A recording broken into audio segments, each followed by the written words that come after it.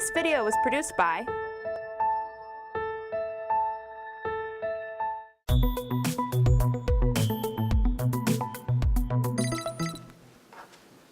Welcome, everyone. My name is Yvonne Harris, and I am the Vice Provost of Research and Scholarship at James Madison University. We're delighted that so many of you took the time out of your day to come and visit us for this event. We know that you have a busy schedule, and we're thrilled that you wanted to come here and learn more about the Commonwealth of Virginia Cybersecurity Commission, as well as cybersecurity here at JMU. In fact, we hosted a cyber intelligence workshop just this past Monday with over 115 attendees. Presenters and attendees consisted of JMU faculty, industry representatives from Booz Allen, BAE Systems, HP and MITRE, and government officials from DHS, FBI, VITA, to name only a few. Before we bring our first keynote speaker, a quick hello and welcome to our online viewers. As a reminder, please keep your microphones muted and your webcams off for the duration of today's town hall. If you have questions for a keynote speaker or panelists, please type it in the WebEx chat box. And for those of you who are on Twitter, feel free to share your thoughts via hashtag #CyberVA. Additionally, we are recording both the WebEx screen and today's presentations, and we'll have edited video available for viewing in a week or two after this presentation, and you will find that on our website, jmu.edu/research. For those who have a few extra minutes after our presentations today, please stay for a reception. Without further ado, I'd like to introduce our first speaker, Dr. Etna Reed, Associate Professor of Intelligence Analysis at JMU. Just to give you a little bit of background, before arriving in Harrisonburg, Dr. Reed retired as an intelligence analyst at the FBI. She has taught at several universities in the U.S. and in Singapore, such as the University of Arizona, Clarion University, St. Jose State University, and Rutgers University. At the University of Arizona, she served as a research scientist in the Artificial Intelligence Lab. Formerly, she was an entrepreneur with internet startup in Malaysia. Edna?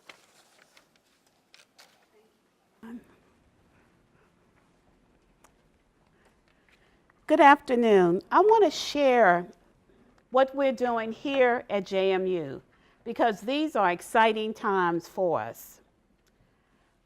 As Yvonne mentioned, we just finished a one-day cybersecurity workshop, and it was about cyber intelligence, in which we were talking about the educational trends and the workforce shortage in this area. What I want to start with is to just give you a summary of the exciting things that we're doing here at JMU in terms of cybersecurity. We take a very broad perspective to cybersecurity, and so that's why you see for this colorful map, I'm using the concept of unbundling cybersecurity because we're looking at it from several different perspectives. But the foundation for our cybersecurity education and outreach is the computer science department. They are our technical experts, and they have undergraduate and graduate courses in cybersecurity and digital forensic. And this information will be available on their website. In addition to computer science, the College of Business has several programs in information security. They take a business and a technical perspective to cybersecurity. But in the intelligence analysis program at JMU, we take an analytical perspective. We're looking at cyber from the perspective of humans, the behavior, social, motivational aspects of the threat actors. So on Monday, we had the program, and it was a very interesting program. During the program, we had intelligence analysis students who gave an overview of how they've integrated cyber into their coursework and into their professional development. I'll show a short video of their presentation. Now, in addition to our academic programs, we're very active when it comes to K through 12 educational outreach and community outreach. When you look at cyber from a cyber hygiene perspective. So let me just give a summary of that. Our IT department has a very active training program in which they're educating staff, students, and faculty on cyber risks and proper cyber hygiene. The computer science department, a couple of years ago, they had a very successful boot camp for high school teachers, and they're repeating that this summer. And they have an extensive wait list because this boot camp is extremely popular. Now, what are we doing outside of the computer science department to educate K through 12? Right now, we're into a discussion with what we call the National Integrated Cybersecurity Education and Research Center that's located in Louisiana. They received a $5 million grant from DHS for K through 12 cybersecurity education and training. And what we're doing is looking at how they can help us in Virginia to start the process of educating more teachers. But if you look at their business model, what they do is team up with school systems. So at JMU, the STEM Center is talking to different school systems as to how can we best support them by working with this particular organization. The other thing that we're doing at JMU is looking at how we can do outreach to the community to help enhance the cyber hygiene for our citizens. We've been talking about a cybersecurity kiosk, and this is going on in the UK, in which tech companies have got together and they go to the mall and people line up. They bring their digital devices and then they use their software to check it for antivirus and malware. But my thing is that if you're going to do that, you should also have a little workshop so that you can help educate them as to how they can also check their own computer devices. So a cybersecurity kiosk is a very interesting idea because this way we can reach out and touch the community where it really counts. Another idea that we've started discussing is a cybersecurity student video competition because we want to engage our students as we help them to enhance their cyber awareness. This particular project we're discussing with the School of Communication Studies. Now at JMU, we are integrating cybersecurity into several colleges. The School of Communication Studies has a capstone project. And in this capstone project, students do public relation campaigns. The IA program and the IT department at JMU are working with a student group, and the student group has some interesting strategic tips in terms of how we can kickstart a cybersecurity celebration for October, which is Cybersecurity Month. So that's a very exciting discussion. In addition to that, we're talking with the Office of Research and Scholarship about how can we organize cybersecurity certificate programs and coursework, short courses. But what we're really emphasizing is cyber intelligence certificates and coursework, very short courses to enhance the workforce. Because if you look at cybersecurity, computer science is very active in that, and they offer short courses, certificates, undergraduate and graduate programs. Now, let's go back to the Cyber Intel workshop. With our 118, 19, 20 guests, we actually help them to understand that there's a shortage of people who have cybersecurity understanding and analytical understanding. Because on cybersecurity teams in government and industry, they need that analytical support. And that's what we focus on. And we use the National Cybersecurity Workforce Framework. And this framework was designed by NIST, DHS, and the Department of Education. And as you look at the importance of the framework, one of the major areas is that it gives you a baseline in which you can anchor your cybersecurity education, you can anchor your curriculum as you design it, and the students will be able to identify which types of positions do they qualify for. So this framework identifies 7 categories of cybersecurity jobs, and within those categories, they have specialties. So they identify the knowledge, skills, and abilities, and the job titles, and the general work requirement for that particular job. Now, what I want to do is to share with you a video and let some of JMU students tell you, they participate in the student panel. So I'm going to let them tell you how they are integrating cyber intelligence and cyber security into their lives.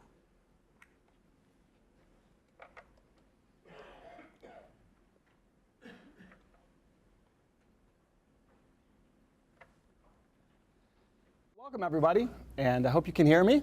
As Edna mentioned, my name is Jeff Tang. I'm an Associate Dean for the College of Integrated Science and Engineering, but I also teach in the Intelligence Analysis program in the Capstone project sequence, looking at some issues related to the practice of intelligence analysis and guiding students through capstones. So a couple of my students are up here today, along with a couple other students from the Intelligence Analysis program, and I'll let them introduce themselves right now.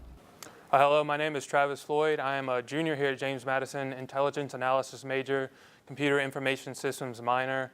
I guess just going forward, I'm interested in the intelligence side, as I don't come from more of a technical background. I would like to explore in future job opportunities how we can use this cyber intelligence to supplement cybersecurity going forward. My name is Jacob Poole, senior intelligence analysis major, Asian studies minor.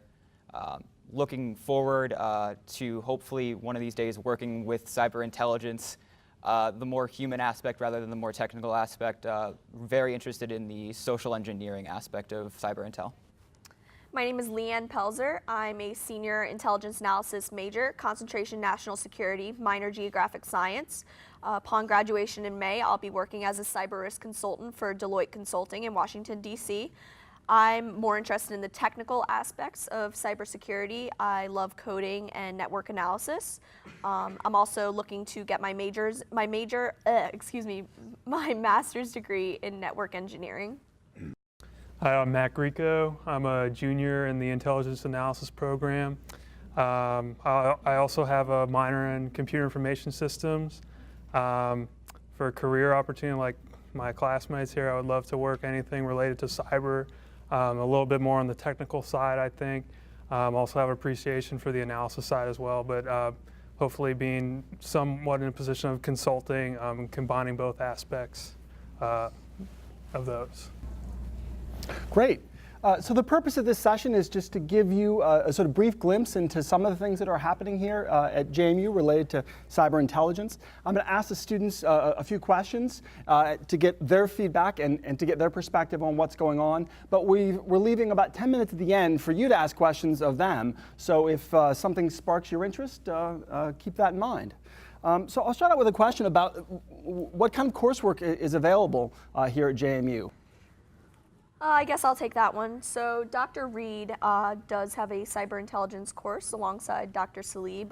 I took that course in last semester, so fall. Basically, it integrates all individual components of cyber intelligence in order to help students gain a holistic view of the practice. So the components that are integrated include stakeholders analysis, so like figuring out which components or which actors are going to be most affected by a cyber breach, environmental analysis, so understanding the internal and external weaknesses, opportunities, threats that could affect a given entity as in regards to cyber infrastructure, We did data gathering, so understanding how to mine data using tools like Netlytics or even Twitter. Social media plays such a big role in mining data these days. We did a technical aspect with Dr. Salib. So one of the major components for understanding how to fight off cyber adversaries is understanding exactly what they are going through process-wise when they're launching a cyber attack. So that was more technical, understanding how the network works and understanding the crevices that cyber criminals go through in order to infiltrate a cyber infrastructure. And we also did a strategic component. So essentially understanding how all of the aforementioned factors integrate together and being able to present it to executives in briefing format in a way that is clear, concise, and makes sense to them. So we wanted to focus on not using analytical jargon that could throw decision makers off. I want to stop here and see, do we have time for questions, Yvonne? So I'd like to open it up to our audience. Anyone have questions for Dr. Reed? How long has that course been taught? This fall was the first time.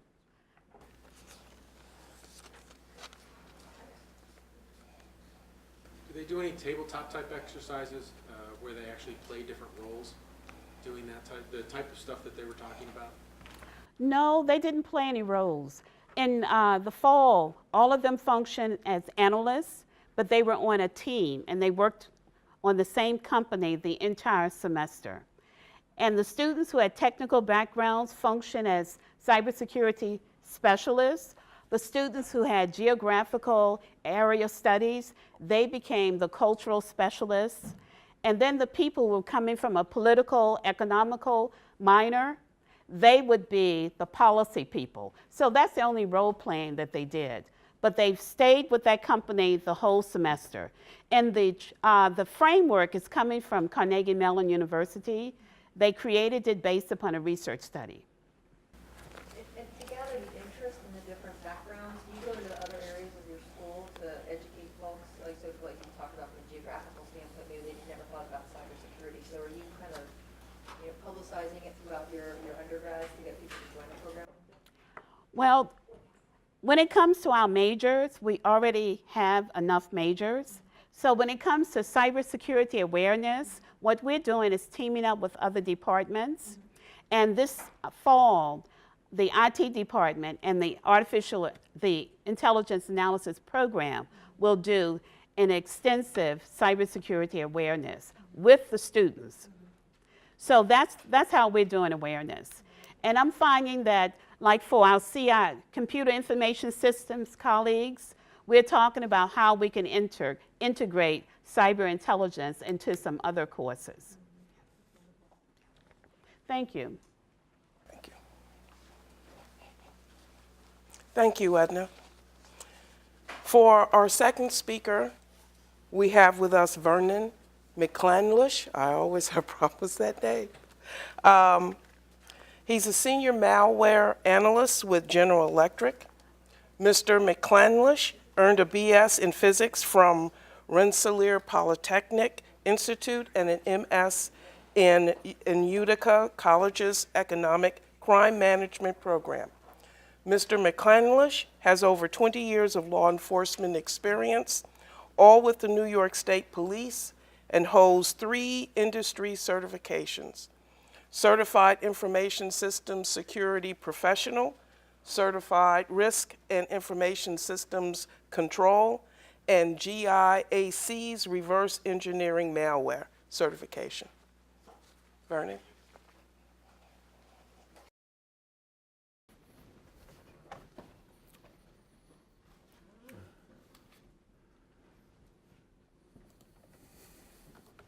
Good afternoon. I'm here today because on top of all that, my day job, I also volunteer as part of the Virginia Cybersecurity Partnership. I'm one of the board members now. So what I'm here today to talk about is the Cybersecurity Partnership. And our mission is really kind of, I say it's simple, I don't want to trivialize it, but it is to have that exchange of ideas, exchange even just of knowing people. We started at the corporate level and we include government, but we want to do the things to identify those areas where we can share either information, capabilities, where we can actually design training and we can actually foster growth for people to come into the cybersecurity market. So these are the things that we work on. Skill enhancement's a big one. I regularly attend the meetings, and what we will work on is we will actually ask for ideas, topics for somebody to present on. And we will get Deloitte to come and present. We will get other Fortune 500 companies. I presented there prior on doing automated malware analysis and building those types of systems. So we will actually take ideas from the community and say, these are things that we want to actually have training on. We will also work so that we can teach people like me. If you haven't told, I'm a big geek. I like working for a living. I don't do well in management.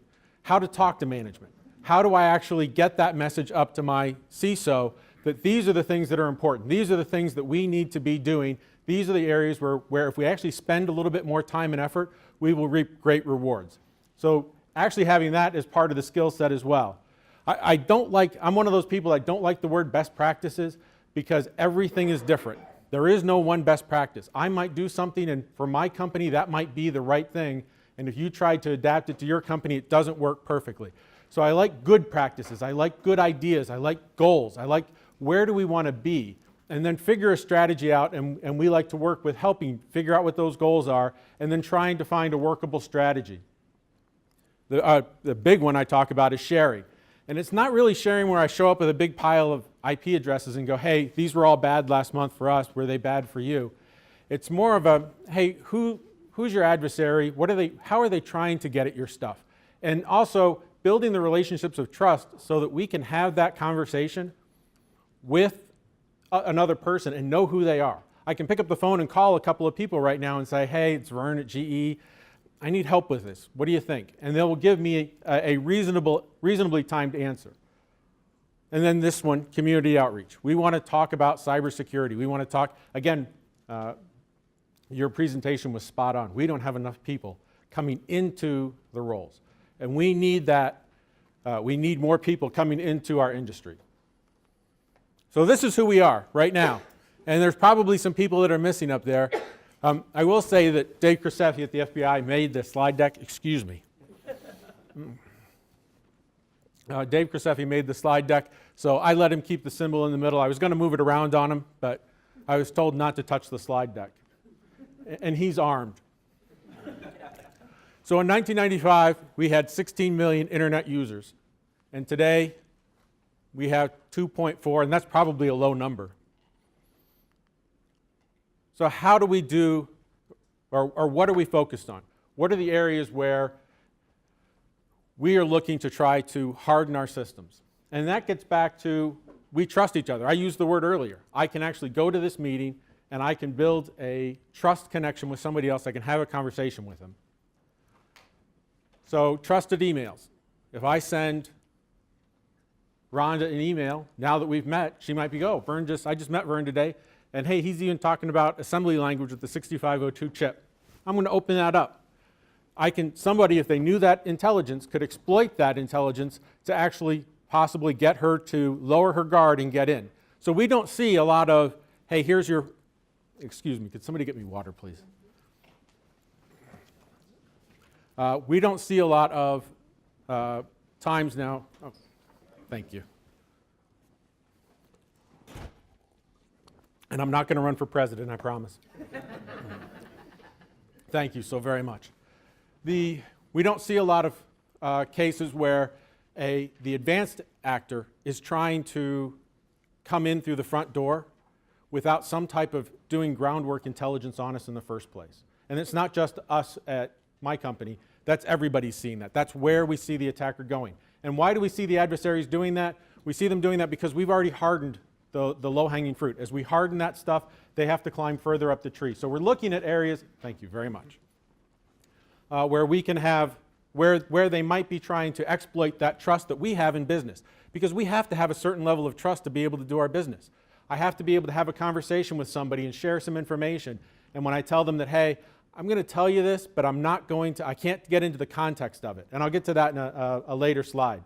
So we have internet websites. One of my favorite attack methods is watering holes, where somebody will actually compromise a website. Say they compromise a website of a brand new story. There's a new dance, some new hot video, 45 million views on YouTube. Well, there's a story out there on that on one of the news sites. Well, let me compromise that story, and I know everybody that's going to that website is looking for that type of thing. Well, I can flip that around. Let's make that a story about a company that's going bankrupt. Let's make that a story about somebody who's actually done something with classified information. Now I can start narrowing down the target of the people that might be interested in that story, and I will try to attack them as they come to the website. Trusted applications. This is a big one for me. I do lots of malware analysis. So one of the easiest ways to get onto somebody's system is not to give them, hey, run this exe. Even my mom knows not to run the exes anymore. But, and this is a true story, 4 weeks ago I got hey, I can't open up this PDF. And it was from she lives in New York. It was from New York Easy Pass, and it was the bill for the tunnel that she went through. She goes, it's a wrong bill. I got to open it up and get the information. She clicked it. I had to clean her computer. What had they done? She has an account with Easy Pass. They know that. So they target her with this, and she opens it. So that in and of itself is one of the ways that you can exploit the trust that we as users have with these tools. But then there's the extra trust that sometimes the tool itself is what actually they can violate. They can actually cause the tool. So you can actually open a legitimate PDF. It shows up on your screen, but you've still gotten yourself infected. Business relationships. We see this a lot with small businesses. We see this a lot, talk about the vendor chain, your supply chain. That I might have all of my walls up really high, but if the people that I contract out to don't have their walls up high and then I let them come in, that almost sounds like the story of the Trojan horse at that point. Now, we all have internal networks. I did not know the size of an internal network could be as big as the one I'm at now. I was from General Electric. I came from a small Fortune 500 company. I actually strung my first token network, the old BNC connections and all that type of stuff. When we first started networking, I'm old school. So I came from a very small world where computers talk directly to each other to now we're at this huge infrastructure level. Well, how do we trust between networks? And if I have a trusted network in one building and I want it to be able to connect to a trusted network in another building, how does it get there? So we're looking for how do you authenticate with that? And that gets to that bottom one, the valid credentials. For me, what I look at when I look at phishing, when I look at those, the drive-by attacks and everything else, a lot of times either they're by the code on the site or the malware that the people drop, they're trying to get credentials. Because what do they want credentials for? We're all really bad at this. I'm sure you cover this in your security hygiene part with the community. What do? We reuse passwords. So if my password at some stupid forum is the same thing as the one I use at my bank, all the attacker has to go after is the forum. They don't actually have to go after my bank. So here's our landscape. So we have broken down into 5 categories. Hacktivists. Hacktivists are ones that actually do it for a political motivation, or at least they express that they do it for a political motivation. Because we need to know who our adversaries are. We're trying to identify what their motives are, because once you identify their motives, you can start to say, well, what will their goals be? And once you know where they're trying to get to, now you can start figuring out, okay, if I was in their shoes, how would I get there? What route would I take? So now I can put defenses in place, or I can at least put alerts in place. Vice president of the company I used to work for was asked on CNBC one time, he said, has your company been breached? And he was on a live interview at that little 5-minute blurb at the top of the hour on CNBC, and I almost stood up and applauded when he answered. He goes, well, there's only 2 types of companies, those who know they've been breached and those who don't. Never really answered the question. I like that, and they let him get away with it. But the idea is we are not in a position where we can put 100% defenses up. If we pull the plug on the internet, we stop making money, so we have to stay connected. Now we have a certain level of risk. How do we deal with that? And that's one of the ways. So we have criminals. They're large criminal organizations. Some of them are international. Some of them are local. Some of them are petty. It's just like physical crime. We have translated that entire model into the digital world, where you have large organized crimes with definitive roles, and they silo their information, and some of them don't even know what the other sides are doing. We have nation-state espionage, and you'll see the 3 boxes down at the bottom for classified. Once we get into nation-state espionage, once we get into terrorists, once we get into warfare, one of the reasons why we have classified information is, and this goes to counterintelligence, we don't necessarily want our adversaries to know our collection methods. And if we start saying, hey, this happened, this happened, this happened, they might be able to start reverse engineering how we actually detected them, and then they change their tactics in such a way that they get bias again. So that's a big one for why those categories are classified. But nation state is also over on the warfare side. We have to be prepared. Will there be a digital attack with a kinetic attack? We kind of saw that in Europe several times when you've had kinetic vehicles in motion. You've also had cyber attacks that went along with that, Georgia being one of the best examples of that. So those are all things where we're going to have this type of capability. Can I turn off the street lights? Can I turn off the lights? Can I turn all the lights on green? Can I make the air horns go off on all the buildings? Can I kill your electricity? Can I do those types of things just to disrupt normal operations in an area where I plan on having some type of aggressive maneuver? Can I turn off video cameras and motion sensors at the border? And then terrorists, this falls into two realms. There's two things we're looking for with terrorists. Terrorists will actually want to do some of that stuff as well. But also with terrorists, one of the things we really want to get into is their communications traffic. We want to know, we want to actually do some of that analysis of who the adversary is, what their methods are, and then try to actually get inside their counterintelligence loop so we can actually go through and say, hey, what methods are they using? Do some even if they're using good encryption, we can still use signal intelligence on them. So all those are categories that's where we are doing our work. So I talked about hacktivism a bit. Used to be, back in again, I'm an old timer. I'll talk about old time stuff. When you hack something, it was putting something together. It was a cool word. Everybody was a hacker that was cool. If you actually wanted to talk about somebody doing something wrong, you actually started it with the word criminal and you said criminal hacker. And nowadays the word is ubiquitous. If you say hacker, somebody's already thinking criminal. But it used to just be the same, tagging. So you'd tag a website. There really was no difference. You weren't doing damage to property. You might be doing some damage to reputation. You were annoying people. You were making people laugh. You were frustrating the sysadmins. I know a couple of them. They would love to have gotten their hands on you. But outside of that, it wasn't really. The first virus that I ever encountered was called the Cookie Monster. Does anybody remember that? And it was a mainframe virus, and it popped up and it blanked your screen and it said, "Give me a cookie." And all you did was type cookie and it went back and your screen came back. Kind of harmless and playful and everything like that. But those are the types of things in the beginning that actually started. So we get into hacktivism now. They want to make the news. They want to do something that makes the news. So now if I know their goal is to make the news or to stop some type of specific operation, then I want to go back through and say, how are they going to try to do that? Where am I vulnerable to this? What do I have to have ready to respond? And that's a really important question. That's something that with the partnership that we really do emphasize is not just, hey, what can you do to stop it, but be aware of what the risks are and be ready to respond when it happens. So everybody talks about anonymous. The one thing I did a 15-minute interview on CNBC. They took the 15 seconds where I got snarky is the only blurb they ever showed. And that was when I talked about the adversaries, and I said, there are a lot of them, they're really smart. I go, sometimes we look at the stuff they do and we go, that's cool. It's evil, but it's cool. And that gets back to, there are some really smart people in this world, a lot smarter than me, that know a lot more about computers than me, and some of them play for the other side. And sometimes it's for money, and sometimes it's for personal motive, sometimes it's just for bragging rights. We see a lot less of the bragging rights. That's the old 90s style of hacker. And now we're seeing actual motivated hackers and trying to work on their motivations. So, one of the big things the FBI did was take down the Silk Road. What was the Silk Road? It was a way for people to illegally or sell contraband into places where it was contraband. Okay, so let's get down to the economic model. There was a demand for something, there was a supply for something, but the delivery was illegal. So they made a forum a lot like eBay where you could sell these things. And they would be delivered to your house. And the person who's actually running that now is going to go, well, I think, if I had my money on it, he's going to go face life in prison. Crypto Locker is one of my favorite ones. Actually, I moved to Richmond last year, and The first week, I went down to my real estate office and got an agent and was looking to buy a house.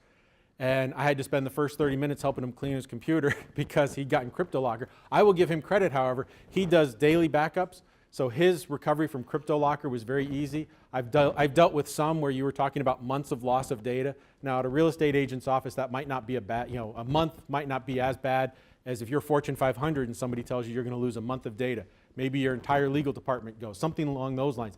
That is some real, even though they can't get the information, their denial of service by destroying the information or effectively destroying it is something that has a great impact on the company. And I've even, because I'm prior law enforcement, I'm on a lot of different forums for this type of thing. And it's the police departments when they get hit, because a lot of them don't have good geeks on staff, it's do we pay and get our evidence back? So, nation states, the one comment I'll have about this is I like the fact that we've indicted these people. We've identified them through good intelligence methods. We've indicted them, and this actually makes a statement that says, okay, yes, we're playing adult games, we're playing espionage, these things are going back and forth, but if we can identify who did it and we can define it as a crime what they did, then we're going to hold them accountable. And again, it might be that the adversary now changes their tactics. So careers in cybersecurity. I know I have about 5 minutes left. I'm gonna get into this. The one point that I like to make is when I was in high school and college, I did not have malware analyst, I did not have digital forensics incident responder, I didn't even have cyber as any of the possible job opportunities. It was mechanical engineer or electrical engineer or science. That was, because I was one of those geeky kids. And that's where I was, those are the places I was being pushed in. And I make the point because 20, 30 years from now, the kids that are graduating now, they're not going to, we don't know those jobs. We couldn't imagine these jobs now 20, 30 years ago. So we can't even imagine the jobs that are going to be open 20 to 30 years from now. And we need to be ready to actually fill those roles as well as develop what those jobs are going to be. So I talk about the money. I know very few people in forensics that got into computer forensics because of the money. The money's good. It's nice to have that niche skill, but it's not the be-all, end-all. I like happy workers. Sometimes that you have to pay them enough to keep them happy, but I like them to have challenges. I like them to get training. I like them to be smart. I like them to feel like their creative juices are being fostered. So while we can talk about it's one of the best paying jobs and it's a really great career to get into, I would still try to sell the point that it's a fun job. You're chasing bad guys. You are figuring out crimes. You are solving problems. So you're doing those types of things. You're just doing it at a digital level. The other thing is I never have to jump out of a car and chase any of my bad guys anymore. So now, take this for what it's worth. It says 20 coolest careers in security, but it's from the SANS Institute. So that's almost like the NFL putting out a best sports positions to play, and they all happen to be in American football. So, but you'll see that I like it the fact that I'm right up there. I'm at number 4 and number 6. Those are my 2 day jobs, and I get to point that right out on the list. And I have fun doing that. And I'd love to get up there with the red teams and actually do some of the pen testing. So what are we looking for cybersecurity careers? Anybody. I want any skills.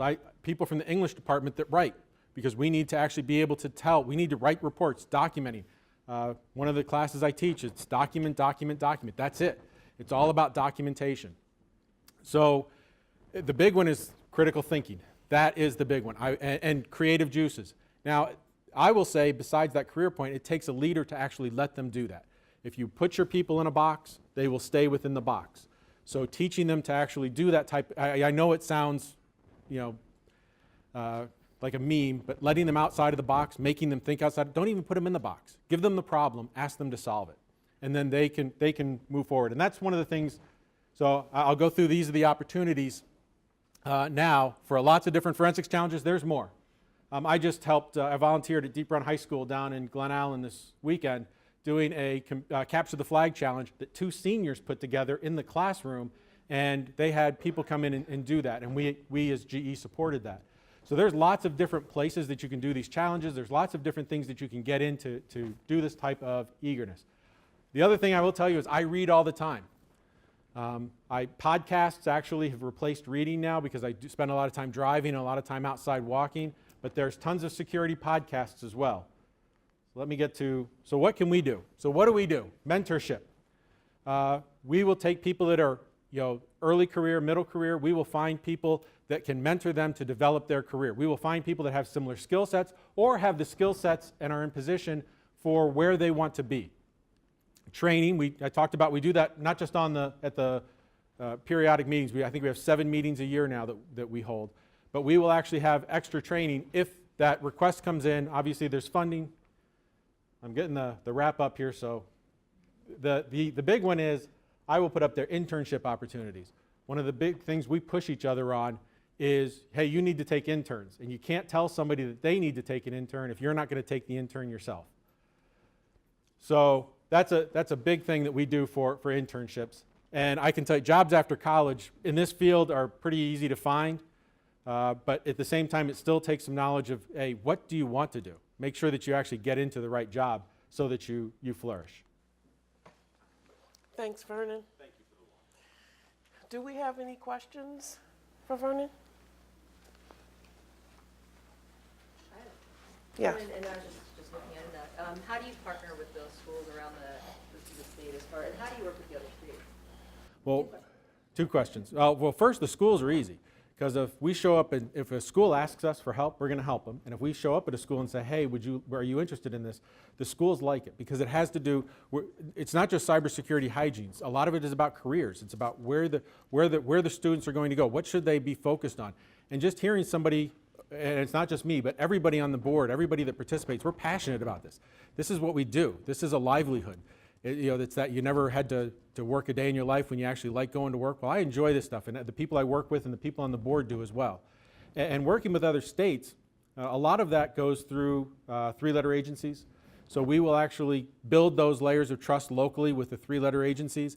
And then when I need to make contacts with other states, except New York, because I got that one down, I can just make that connection through the FBI. We actually go through a field office, or there's a company. We have relationships with a company that has an office here, and they also have an office in that other place. Well, I can reach out to the community through them, and we can make those types of connections. Just find that I've spoken at middle schools a couple of times just because a friend asked me to do it, and it was good. But do you find that it's better with high schools?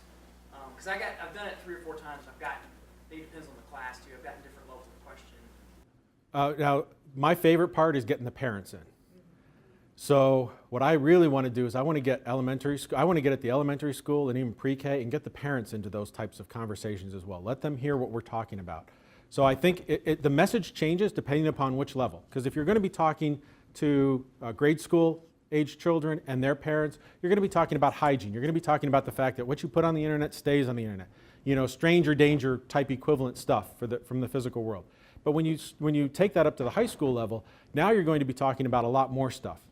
You can talk a little bit more in depth about things that have a little bit more of adult nature to them. Now you can also talk about careers. You can talk about the real world impacts. And so that just has to be a broad spectrum. And I like doing those presentations, and we offer those, and I've done those in the past. But what I like to do when I get the schools on the hook for that is make sure the parents get invited so the parents hear it. Because once the parents get involved and once the parents are pushing for that kind of thing, then the school has some pressure also to keep that type of thing going.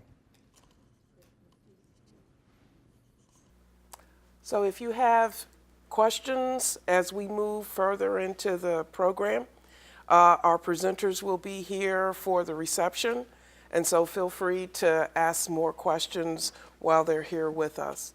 Our third speaker is Rhonda Eldridge, Director of Engineering at the Technica Corporation. In her current role, Ms. Eldridge leads 6 divisions within Technica and is responsible for internal research and development, visioning, and business development, focusing on cutting-edge cybersecurity, IT projects for federal customers, including the Department of Defense. Rhonda?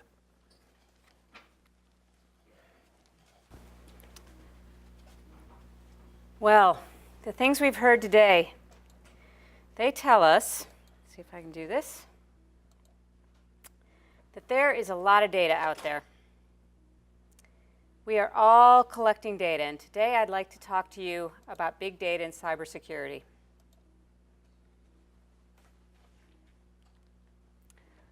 I hail from Technica Corporation, and our intention and mission is to be a value-add trusted advisor for all our companies, from the biggest, the Department of Defense, to the smallest, some of our smaller parts of DHS that we work with. And today I'd really like to focus on our partnership with DHS. We're prime contractor for the continuous diagnostic and monitoring and the continuous monitoring as a service program. And those words are exactly what they mean. Continuous diagnostic and monitoring from a cybersecurity perspective. And that means a lot of data. So what are we trying to protect? We heard a lot from Vern, but basically I want to talk about the fact that it's not just the systems. It's not just those PCs. We want to protect the people that are part of our organizations. We want to make sure that their private information isn't floating about and getting out there. And we want to protect our mission data, whatever's important to our organization, but we also need to protect the security data associated with our systems. Vern mentioned that. Traditionally, we've built moats. Traditionally, we've had firewalls, logins, and passwords. But once you get in, you're in. It's what Vern was talking about. Once you get in, you're trusted. You're part of the club. You can go pretty much anywhere you want. How many of us have organizations that have a central place where everybody has the files and you can wander around looking for whatever you want? Maybe there's some applications that are separate and protected, like maybe the accounting system. But there's a lot of applications that aren't. Everybody uses the timesheet system. Everybody uses the different Office products. And often there's lots of other internal applications that are open to everyone. Well, in 2010, the Forrester Research Group published the Zero Trust model because they wanted to help the world come to understand that we need to come to grips with the way the world really works. It would be great if we could trust each other. It would be great if once somebody is part of your organization or a subcontractor, or once you give them a login and password, that everything stays the same and you can trust them. But as we've all seen, you can't. People change. Maybe they could be trusted when they first became a part of your organization, but then maybe they become disgruntled. And they want to take some of your data somewhere else. The insider threat. But there are other threats too. Take the case of someone that takes their laptop out of your organization and they've downloaded files and files and files, and those files are not encrypted and they are not protected. That's an accident. They don't mean to take those files and lose them, but it happens. So the Zero Trust model says that all resources must be accessed in a secure manner. Access control is on a need-to-know basis and strictly enforced, and systems must verify and never trust. So even if you take that laptop out, you must always have the files on it encrypted. You must always be checked and before you can open something up. And the biggest piece, the piece that moves us into an arena where there's lots of data and it begins to get really, really complicated. You should be inspecting and logging all traffic so someone can review it and see what's going on. But whoa, now you get a real spider web. As Vern talked about, you're an organization. You kind of know what risks you have. There's regulations, there's laws, there's best practices, things you're being told to do right. There's processes and procedures in your own company. There's end user needs. They want to get into their data anytime they want. And you've got a ton of data coming in. You've got log data every time somebody logs into a system. You've got error data. You've got your firewall data. It's a mess. And mapping that from the data you've got, the supply of data, to the demand of whether or not that's important data can be a real spider web. And turning it into actionable data, actionable things that you can do something about can seem insurmountable. So DHS said, no, there's got to be a better way. We know there's tools out there. Let's get serious. So they came up with the Continuous Diagnostic and Monitoring Program. And there's several prime contractors, but the Continuous Diagnostics and Monitoring System takes the spider web and breaks it into something that, granted, I'm guessing you're looking up at this saying, that still looks pretty complex, Rhonda. But you can take each one of those blue boxes, and they each have a functionality. And if you start from the right-hand side, you'll look at the systems. And you'll see that that's where all the data is coming from. And then you move into the center, where you can store all of the different policies, all the different rules, things to test against, things to see what's going on. And then you have the left-hand side, where you can save all those findings and be able to do analytics offline and feed them into a risk analysis engine so that you have a nice, simple website up front. And where you can possibly, hopefully in the future, begin to get continuous monitoring as a service. So you as an organization don't necessarily have to set up every single one of this functionality, but you can go buy it.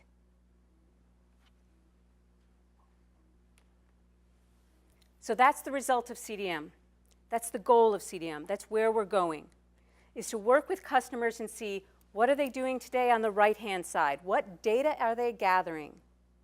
And then to figure out the middle so that they have, in the end, a straightforward way to look at their status of their systems and know what's going on and know what issues they have with them.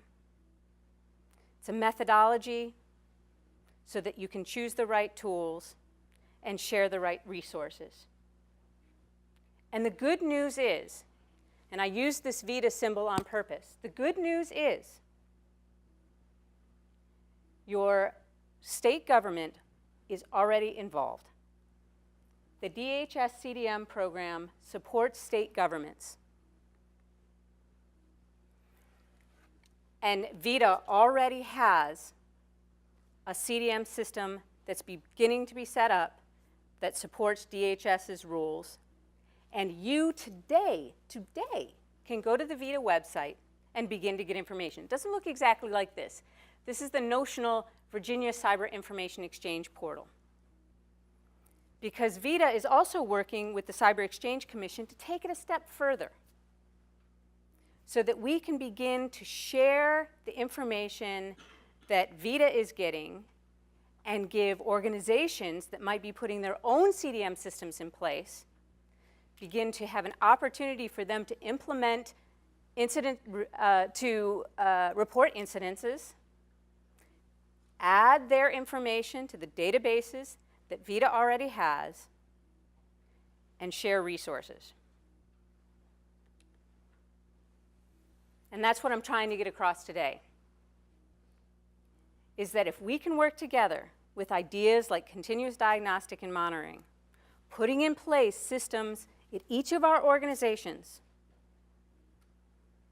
and then utilizing the shared resources that we already have, then all of the Commonwealth constituents can take advantage of putting together the data they have and put it together in a central location for analysis, utilize the infrastructure that's already in place, the relationships that we've already seen Vern bring up, utilize the expertise that's already in place, and then partner with schools like this to increase our security posture, to increase the knowledge of all of our constituents, and increase the business in this Commonwealth, because we've got the best security posture of any state in the nation.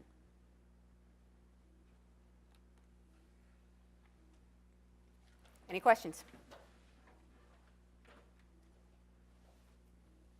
Yes, Vern? What's the magnitude of the data you're getting in right now? It depends on organizations. But an organization like yours, a GE, can get as much as petabytes in a week. A smaller organization like mine may be on the order of terabytes. But distilling it together and figuring out what needs to be kept, what can be let go, and what can then be brought up to a higher level to be held for longer term for forensic reasons, for long-term graph analysis, business intelligence analysis. That's the kind of thing that a shared program like this can give you. Yes? So you're doing data, so the data analytics, you're actually looking for the hidden correlations then, or so is that part of the whole math behind the scenes part? Yes, absolutely. Absolutely. So there's engines out there that can do it. So there's lots of ways to look at it. There are algorithms such as community detection, PageRank. I'm getting sort of geeky, but the idea is that if you've gathered this data and have distilled it, and you can gather it from lots of different places and different organizations, you can then begin to establish a pattern of where different organizations are at risk, or which organizations or industries are getting hit. So is there a set of hackers or a set of threats that are for a certain type of industry? Are they only getting hit in a certain industry? Is the IRS the only one that's getting hit? Is it just financial institutions, or is it only schools? Is there a particular hacktivism person that's focusing on schools? So you can begin to see those things. And those tools are definitely out there. They're definitely available. And they run the gamut. They run the gamut from open source to really expensive solutions. Do we have any more questions? You talked to me about the portal that you mentioned, information exchange. Are IOCs a part of that? Is it Styx Taxi that we're talking, or just like general information to the public? Right. So VITA right now has a website, and you can go to it right now and report an incident, get some information on legislation, those kinds of things. You can get some basic things. What we're hoping to do is make a recommendation to the governor and to the Commonwealth to have a more robust portal that you can both report an incident and follow it, that has more capabilities for sharing knowledge and sharing these kinds of things. Lost my train of thought. Somebody walked in front of me. But does that kind of make sense? So, and then to have an organization behind it so that we've got more support behind it. So what VITA has right now is frankly impressive. And it can go further in the area of public awareness and the area of us all being involved. Right now, it's sort of at the state government level. And how do we take it down further? And the way I believe we take it down further is to have all organizations, big and small, be thinking in terms of continuous diagnostic and monitoring and other solutions. That just happens to be the one I shared today. And then sharing things up in a way that we truly begin to protect ourselves as a community. So that's where the standards. Yeah. And there's some standards up there now. So go explore. Thanks, Rhonda.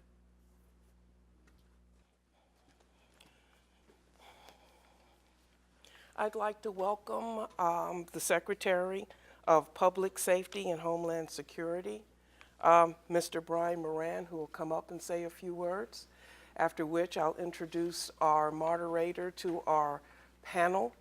Good afternoon. Good afternoon. You all had a long day? I started out in Roanoke with the Virginia Sheriff's Association, and then a luncheon meeting, a regional meeting that the local law enforcement have down in Roanoke, which is a great idea. It facilitates communication, collaboration from a variety of law enforcement agencies. Well, I serve as your Secretary of Public Safety and Homeland Security. That's a cabinet position with Governor McAuliffe. Upon taking office, the governor recognized the imperative to address the cybersecurity issues, not only to protect our own state network, but also to protect networks within the private sector. Homeland Security, you can envision any number of catastrophes that can or could occur if the networks were compromised. So we work very closely with the Department of Homeland Security. The governor also recognized that there's some economic opportunities here as well. Anywhere there lies a challenge, there are opportunities as well. And if we are going to respond to the cybersecurity challenges nationally, we should do it here in the Commonwealth of Virginia. Our proximity to our military installations as well as the seat of federal government optimizes Virginia's opportunity to be the catalyst in responding to these challenges. So the governor created a cybersecurity commission chaired by Richard Clark, who has served 3 presidents of both parties, national reputation, experience, background. Also, the co-chair of the group is Karen Jackson, who is the Secretary of Technology in the administration. So we asked a number of stakeholders, primarily from the private sector, to join us so that we can address cybersecurity challenges, one of which, of course, is education, to make sure the public as well as state agencies are oh, there's Jennifer right in front of me. Hi, Jennifer. I was looking for you out in the crowd, and sitting right in front of me. Jennifer is on the Cybersecurity Commission. She'll speak to the private sector's role. Also, cybercrime. I believe you're mentioning cybercrime. Obviously, we need to update our criminal code of the Commonwealth to address cybercrime. We have the old computer trespass laws, but they don't. They may very well be inadequate to address what is occurring now on the internet. So there's education, there's hygiene, there's economic development. As we work with DHS, we want to locate facilities here in the Commonwealth to address these issues. Infrastructure. Yeah, critical infrastructure. So I should mention also the governor has actually a real national prominent role in all of this. He serves as the co-chair of the Public Safety Subcommittee with the National Governors Association. He co-chairs it with Governor Snyder from Michigan, Republican Democrat. And we just recently hosted in California a conference on cybersecurity. Every state but I believe Texas was there. So this is clearly a national subject, and the governor has an opportunity to be a national policy leader on this subject. So it's actually a very exciting time for us to be responding to this, particularly with the governor's prominent role nationally. So a lot is going on, and I'll leave that to Jennifer. And Deputy Teal is here. Deputy Adam Teal serves as a deputy in the Secretary of Public Safety's office. So on behalf of the Governor McAuliffe, Secretary Jackson, we really appreciate your attention to this issue, and I look forward to listening to the panel as well. So with that, good afternoon, and appreciate your all's interest and attendance here today. Thanks. Guys, Sit up front. did you want to join our panel? We'll pull a chair up for you. Okay. And we'll quiz you further. Wow. Okay, all right. I'd like to introduce the Cybersecurity Commission panelists. Our moderator will be Deputy Secretary of Public Safety and Homeland Security, Adam Teal. Jennifer Bisegli will be joining that panel, as will Rhonda. Thank you, Yvonne. And we're actually going to turn off the screens here so you're not looking at print across all of our faces. And are you guys going to join me? You don't have a role, just you can sit here and answer questions. Okay. And we're actually going to skip the last PowerPoint because the Secretary, in addition just honoring us by being here, actually covered it all for me. So I'm so off the hook right now. But what we did want to do first and foremost is thank everyone for being here. As the Secretary mentioned, Cybersecurity is a big focus for the governor, and to that end, he put together this Cybersecurity Commission and went out far and wide with Secretary Jackson and Dick Clark to find what I would like to consider the best and brightest, because we're all a part of it, but people that were really dedicated to the industry and a mixed match. And I really compliment Edna earlier, because you talk about cybersecurity, and so often schools are very focused on the hackers and the forensics.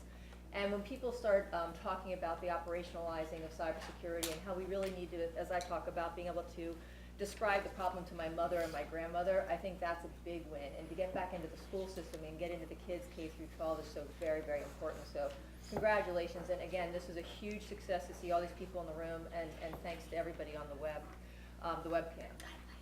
Sorry, Oh, I'm get sorry. you for the microphone. Oh, sorry, do I have to repeat everything? No, that's all right. Because I forgot what I just said. That's okay. While she's getting mic'd up, I want to acknowledge Jennifer for really coming up with this idea and her work group of doing the town halls. They've certainly far exceeded our expectations in terms of turnout and participation, and we're really looking forward to the Q&A and the reception. So thank you all for being here, and that's really thanks to Jennifer and her group that y'all are here, so thank you. Absolutely. And with that note, we do have 5 different commission working groups. We wanted to take a few moments to explain to all of you what the commission working groups were all about, answer any questions that you have, and again, really stress the fact that this is really important for a couple reasons. And when you heard the secretary go through what the working groups were for, one of them is obviously about education, like we talked about today.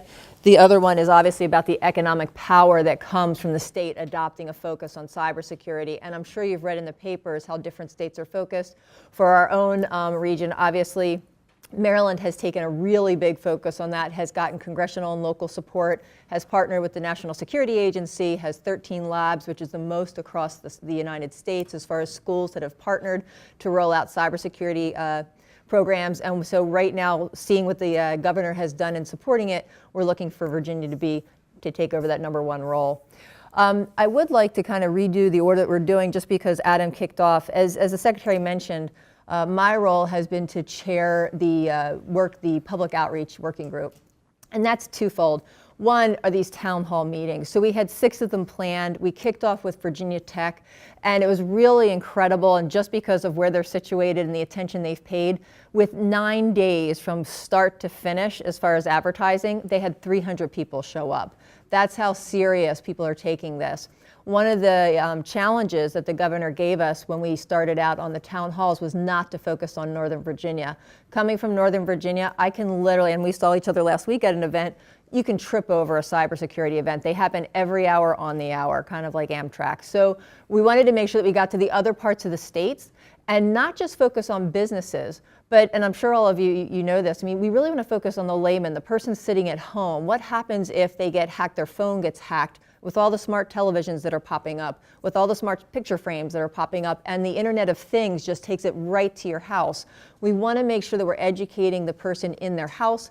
We want to get into the school-age kids. We want to get to the small and medium-sized business owners that know they need to protect themselves, but may not know how to protect themselves. And for those of you that are watching, NIST has rolled out a framework for cybersecurity within the businesses, very much based on large-sized businesses as far as input. The small and medium-sized businesses are trying to figure out how to really implement that. So we get a lot of great questions. We're at Charlottesville next week, and then we end up with Norfolk in June. And so it's really been a road show of just really doing some outreach. And then we say, okay, now that we've created this momentum, what do we want to do with that? And that's the second piece of the public awareness and outreach, where the portal concept that Rhonda touched on, the government actually has funding, which we just found out within the last few weeks, to actually set up a statewide portal. And the nice part about the strategy for that is we're not recreating it. We're going to take advantage of a lot of what you heard Rhonda go through, as well as other information sources. And it's really there to focus on the folks that I just outlined, a place for them to go to get information, to get training, to say, hey, I have a question, my phone's doing something really crazy, my refrigerator's talking to me, my coffee pot won't shut off, you know, all those things. How do I report that, and where do I get information from? And so you'll be hearing more and more about that. So the public outreach working group really focuses on those 2 things, the town halls and the portal. So more to come on the second one. With that, I would like to offer Rhonda to pick up on a couple of the other areas, and then I know Adam's going to take up on a couple of the working groups, and then the secretary has offered to stick around for a few minutes to answer any other questions, so we're keeping him between us so he can't escape. So Rhonda. So the infrastructure working group has definitely partnered with our working group, the public awareness working group. They did a survey of all the Commonwealth agencies with the George Washington University to get a sense of what their needs were, where they were nervous, what was bothering them about cybersecurity and what their needs are in the arena, which has been really, really important because it feeds into the small and medium-sized business kind of structure and size. And from that, they joined in with our portal idea to support that with a joint cybersecurity operations center, which would be the backbone of this portal. Who's going to run it? Who's going to support it?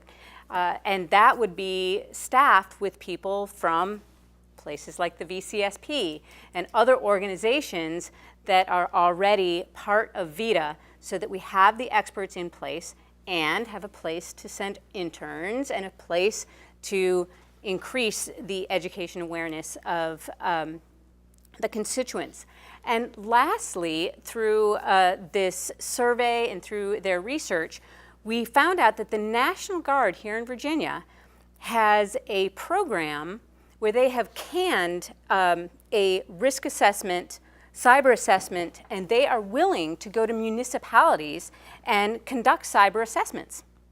So through the infrastructure working group, we have a pilot going with some of the municipalities to try out the National Guard's pilot. And I just love the idea that we're sharing resources and we're sharing all of the things that we know to increase all of our security posture. The other group I'd like to share about is the education working group. They are requesting funding to certify 8 to 10 and K through 12 teachers in cyber education as one of their main areas. But also, they did a survey of the community colleges and said, how come you guys don't all have a program for security certifications? It seems like this would be obvious. And they looked back at them and said, because we can't afford the labs. The labs required are really, really expensive. So they are requesting funding to get a virtualized, centralized lab that can be shared.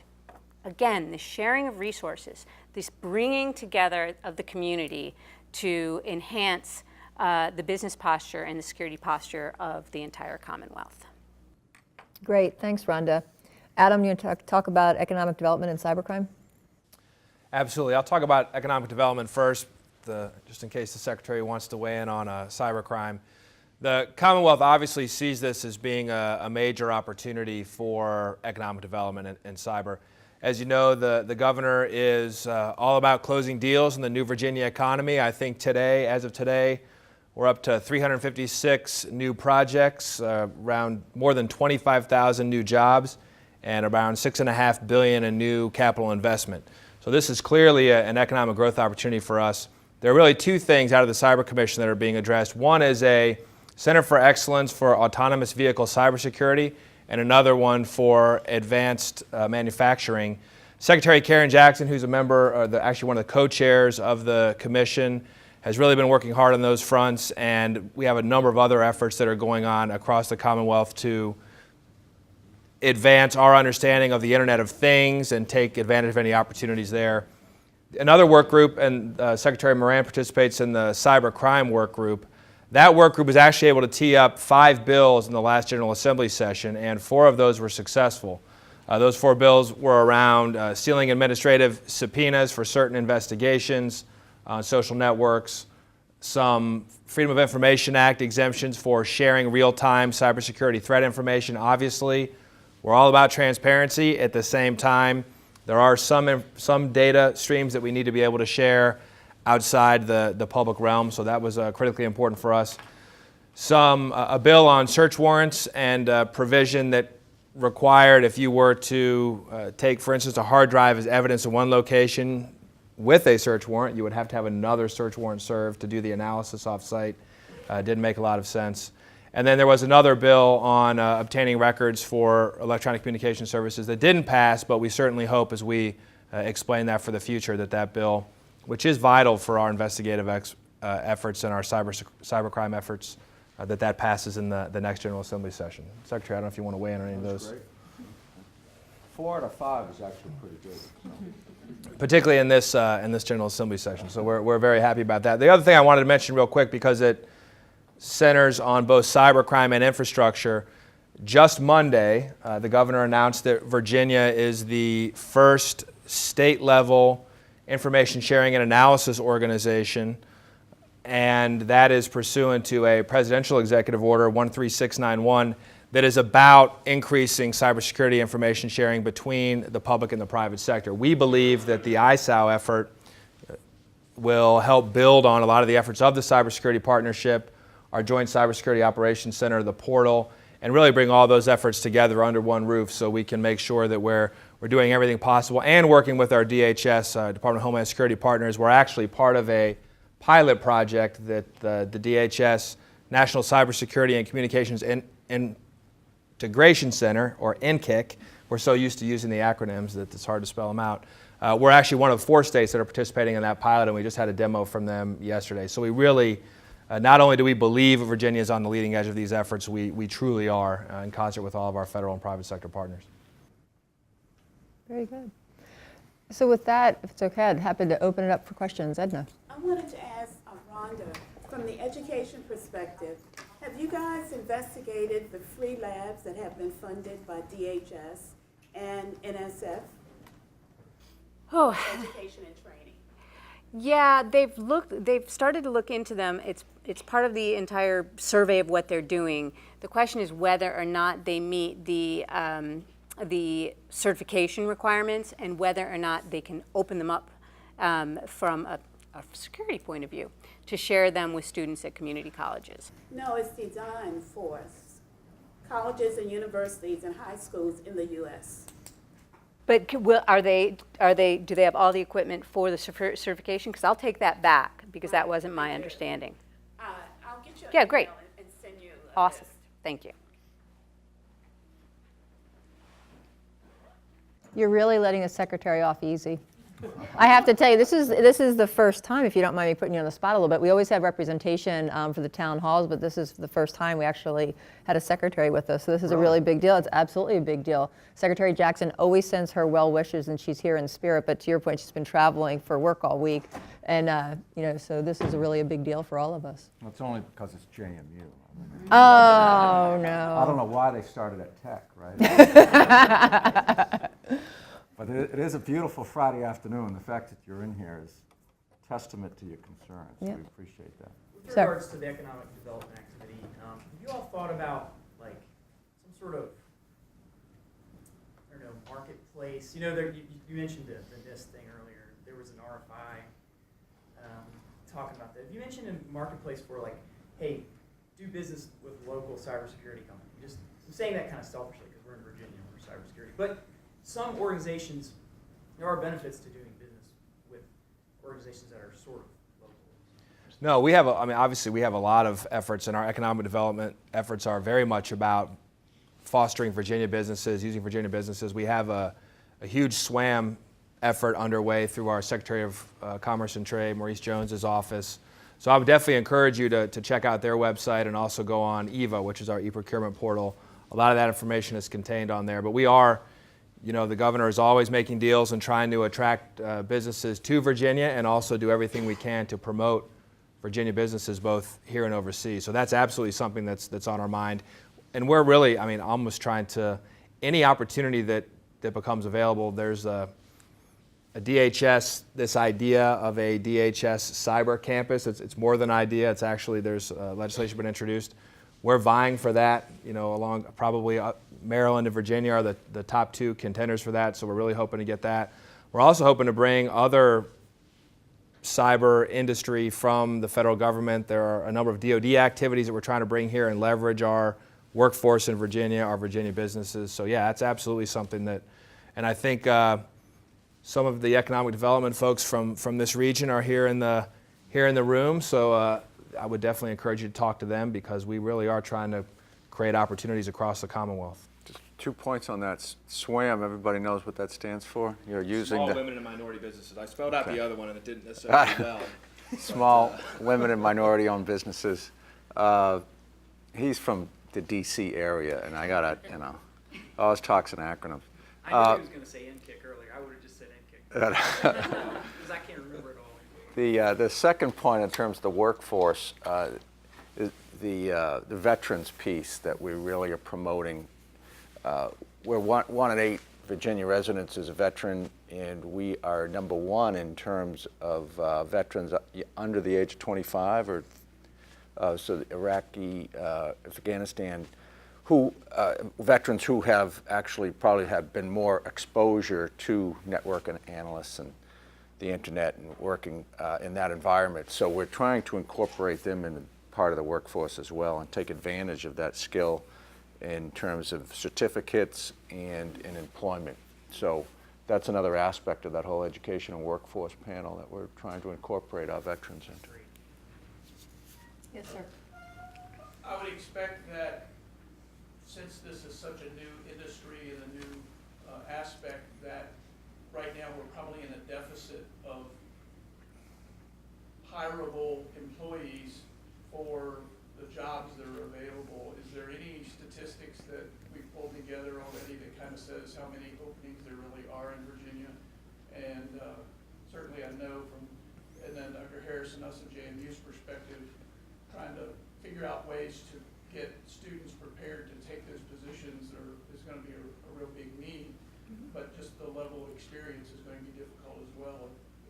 Is there any statistics of how many open positions along that line there are? So I'm going to point to Vern, who's just waiting to say something because he talked about it. Didn't you mention it before him? It was at the RSA conference. I was just listening to one of the podcasts. Yep. That said I consume lots of media, and they're predicting 1 million in the United States, 1 million openings in InfoSec in a year. That we will have that many unfilled spots.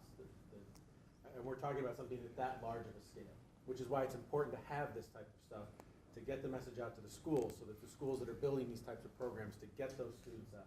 And to get students that are in that STEM category really focused on it, but even all the other categories, the political science, Yep.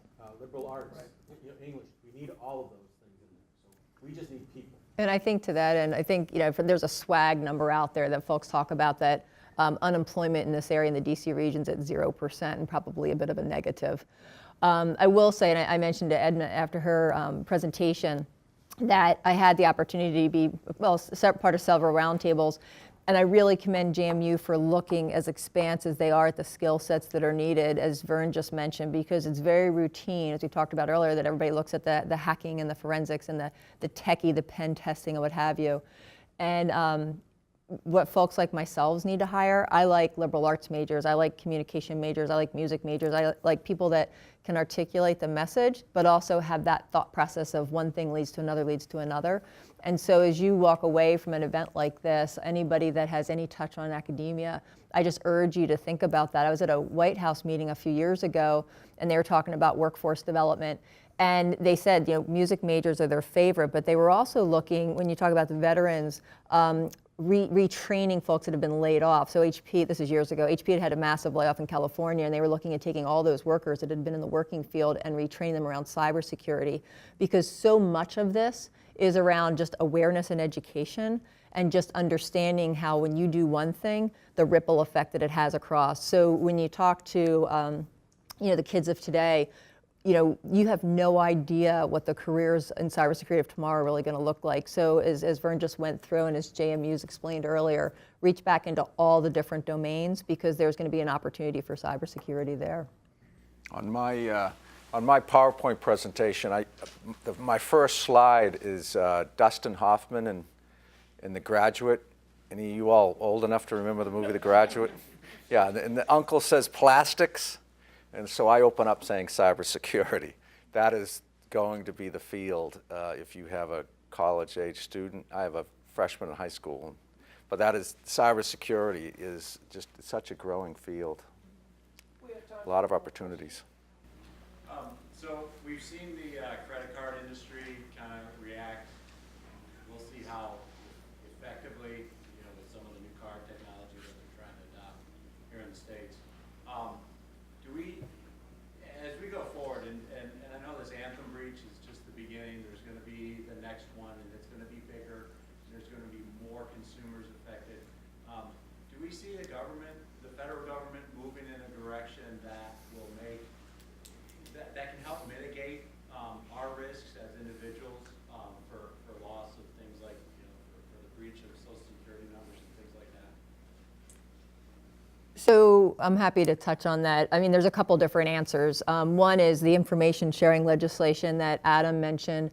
There's a real big push, and Anthem, I think, is a great example. So normally when you go into venues like this, Target comes up. They're kind of like the Kleenex of tissues, because nobody calls it a cyber breach, they call it a Target issue.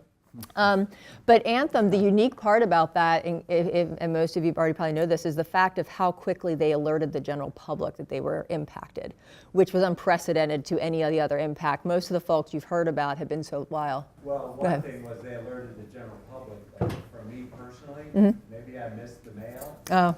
But the individual follow-up, or yes, your data has been identified as safe, or no, your data has not been identified as safe, has not happened for me individually. So that's frustrating, because now it's like, Yep.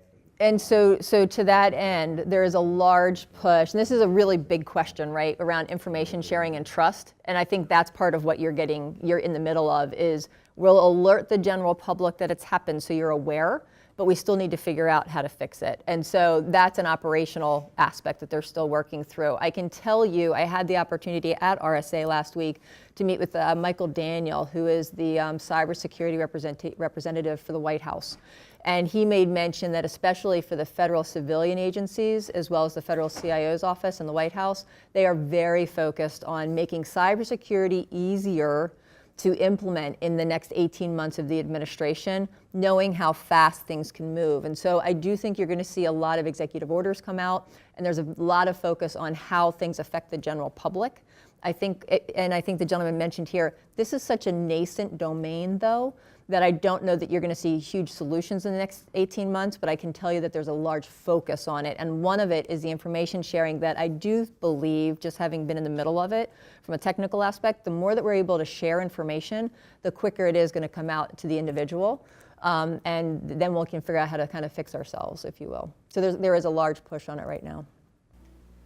Well, we've reached the end of our town hall, and just so that you know, this has been videotaped and will be posted on the commission's website, and we will have also a link on our JMU website to the commission site.